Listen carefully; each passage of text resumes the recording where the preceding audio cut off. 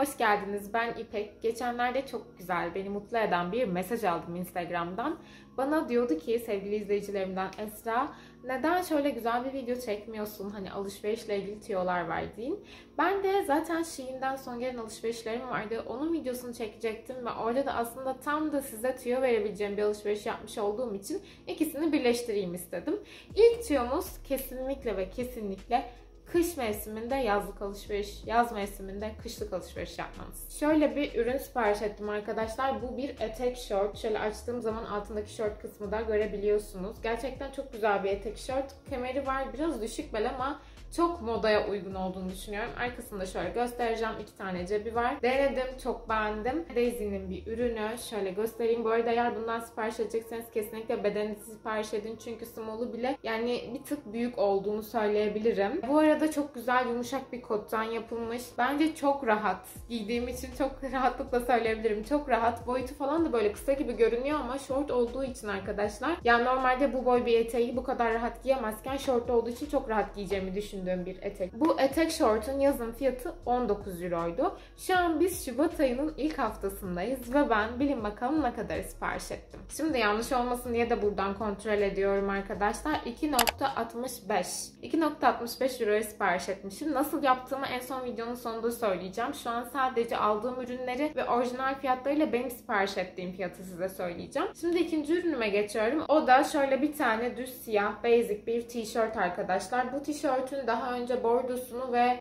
açık kahverengini almıştım. Çok beğendiğim için bir tane daha sipariş ettim. Bu arada her ne kadar detaylarda pamuklu falan olduğunu söylese de sanki bu biraz bana bir tık daha inceymiş gibi geldi. Biraz transparanmış gibi geldi. O yüzden iade etmekle etmemek arasında bir yerdeyim. Bu arada size bir şey göstereceğim. Neredesin? Ah, okey, buldum. Bakın Made in neresi? Made in Türkiye arkadaşlar. Ben gördüğüm zaman böyle ay canım benim falan sanki bilmiyorum, hani Türkiye'de üretildi diye ayrı bir sevdiğimi söyleyebilirim. Neyse, bunun yazın olan fiyatını size söyleyeceğim. 5 euro. Ben ne kadar almışım? Hemen kontrol ediyoruz. 1.74 euroya almışım. Sonra diğer bir ürünüm, ne sipariş etmişim bakayım. Evet, diğer bir ürünüm yine bir tane tişört arkadaşlar. Bu tişörtün bir özelliği var. Hem gösterirken size şimdi anlayacaksınız. Zaten şöyle duruşundan bile belli oluyor. Böyle bir tane tişört. Şu kısmının içerisi dolgulu. İsterseniz çıkartabiliyorsunuz bu arada. Şurada göstereyim hemen. Şöyle bir tane açıklık var. Buradan çıkartabiliyorsunuz. Bu arada bunu ben pek beğenmedim. Ya çok güzel görünüyordu fotoğrafta. Fotoğrafı yana bırakacağım. Çok güzel görünüyordu ama bununla ilgili başka bir şey size söyleyeyim. Hiç yorum yoktu bunun altında. Ben hani merak ediyordum çünkü tek beden var. Yani Taille Unica yazıyor ve hani acaba bana olur mu diye düşündüm. Tamam, hani boyutları biraz küçük bir insanım ama yine de sonuçta şu detay herkese aynı değil, yani şu detay. O yüzden geldiği zaman da giydim, denedim ve biraz yani bana göre bir tık açık duruyor bu kısım. O yüzden hoşlanmadım. Bunsuz denedim. Bunsuz da şöyle bir şey var. Şurası tek kat arkadaşlar. Burası çift kat. Çok belli oluyor. Yani içerisindeki süngeri çıkartsanız bile burası aşağıya göre daha koyu kalıyor. Yoksa süngersiz bence kullanılabilir. Bunu da hemen yana koyuyorum. İlk fiyatını size söyleyeceğim arkadaşlar. İlk fiyatı 7.40 euroymuş. Ben ne kadar almışım?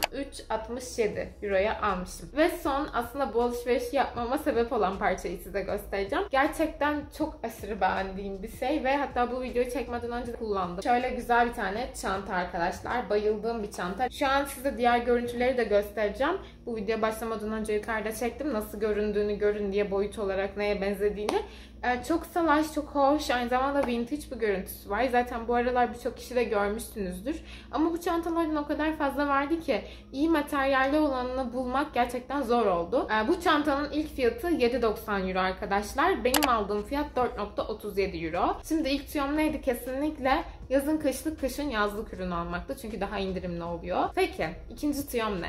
Şimdi bu az önceki çantadan çok fazla var. Yani internette birçok sitede görebiliyorsunuz. Peki hem uygun fiyatlı hem kaliteli olanı nasıl anlayacağız? Kesinlikle yorumları okumak. Bu benim ikinci size verebileceğim büyük tüyo. Tamam, herkes kaliteden anlıyor demiyorum size. Bir de fotoğraf koyuyorsa, özellikle o fotoğraflara baktığınızda ve yorumları okuduğunuzda belirli bir algı oluşuyor kafanızda. Yani bazen ben bakıyorum çok kalitesiz şeylere, çok güzel, materyali harika falan diye diyenler de oluyor ama biraz aşağıya inip sanki benim gibi düşündüğüm alıcılar da buluyorum, müşteriler de buluyorum ve onların yorumlarını daha çok dikkate alıyorum. Mesela hani şöyle diyen var, özensiz dikilmiş ya da işte ya materyal çok kötü, terletiyor falan. Ya da işte bu çanta için konuşacak olursak bu çanta çok kötü kokuyor. Ya da işte bu çanta göründüğünden daha küçük gibi yorumlar bulabiliyorsunuz. Ben mesela bu çantayı alırken yani yaklaşık 20 tane falan değişik kişilerden bu çantayı gördüm. Ama en çok hani yorumlarını beğendiğim, fotoğraflarında gördüğümde kaliteli görünüyor ya bu çanta dediğim bu kişi olduğu için buradan sipariş ettim. Shein'de de böyle butik hani her butiğin ayrı bir şeyi var. Girebiliyorsunuz, diğer ürünlerine de bakabiliyorsunuz. Bazen de öyle yapıyorum. Mesela diyelim ki bu çantayı beğendim. Bunun alıcısının diğer ürünlerine bakıyorum. Diğer ürünlerdeki yorumlarına bakıyorum. Çünkü zaten genel olarak kaliteli ürün getiriyorsa bu çantanın da kaliteli olma oranı yükseliyor.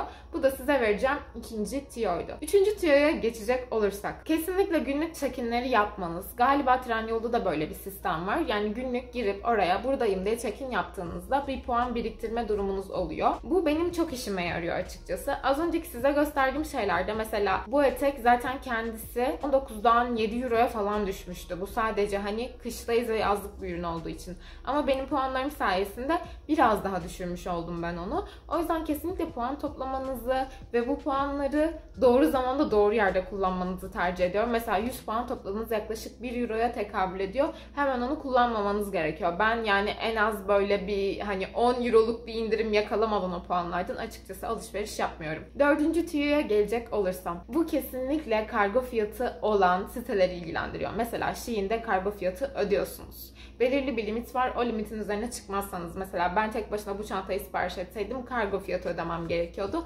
4,49 euro. Ya da mesela Vinted'de her türlü kargo fiyatı ödüyorsunuz. Bazı sitelerde de böyle limitli. Mesela Notina'dan alışveriş yaparken 50 euro üzerine kargo ödemiyorsunuz. Ben mutlaka biriktiriyorum alacaklarımı. 50 euro üzerine çıktıktan sonra sipariş ediyorum. Çünkü boşu boşuna 5 euro gibi en az 5 euro gibi bir meblağ ödüyorsunuz. Bence çok gereksiz. O yüzden kesinlikle bu kargo fiyatından kaçınmak için ürünlerinizi biriktirin. Mesela bugün şuna ihtiyacım var hemen alayım değil de ya buna ileride ihtiyacım olacak deyip biraz önceden vaktinizi harcayıp oraya like'ınızı koyup sonra bakıp biriktirdiğinizde okey bugün artık kargo parası ödemeden sipariş edebiliyorum dediğinizde bence alışveriş yapmalısınız. Beşinci tüyo ise kesinlikle kuponlar. Kuponlar çok işe yarıyor. En az %15 indirimli kuponlarınızın olduğu zamanlarda bence alışveriş yapmalısınız. Ben mesela bir kupon yakaladığımda ve puanlarım olduğunda ve kargom bedavaya geldiğinde alışveriş yaptığım için ürünlerim bu kadar indirimli şekilde bana gelmiş oluyor. Bugün sizinle son yaptığım Shein alışverişini paylaştım ve kullandığım tiyolardan bahsettim. Umarım faydalı olmuştur. Sizin ne gibi tiyolarınız var ya da en çok hangi uygulamayı kullanıyorsunuz? Bana yorumlarda bahsedebilirsiniz. Bu arada videoyu kapatmadan bir şey daha eklemek istiyorum. Shein'le ufak bir mailleşmem oldu ve Shein videolarımın izlenme sayısının onları çok tatmin ettiğini öğrendim. Bu beni gerçekten mutlu etti. O yüzden size öncelikle teşekkür etmek istiyorum. İkincisi ise maalesef şu anda işbirliği yapamıyoruz. Ama benimle işbirliği yapmak istiyorlar. Sadece belli koşullar var biliyorsunuz her işbirliğinde olduğu gibi. Ve benim şu anki abone sayım maalesef bunu karşılamıyor. O yüzden çıkmadan hala kanalıma abone değilseniz ve daha çok Shein videosu görmek istiyorsanız işbirliğimi desteklemek açısından bana abone olabilirsiniz ve videoma like bırakabilirsiniz. Kendinize çok iyi bakın. Hepinizi kocaman öpüyorum. Görüşürüz.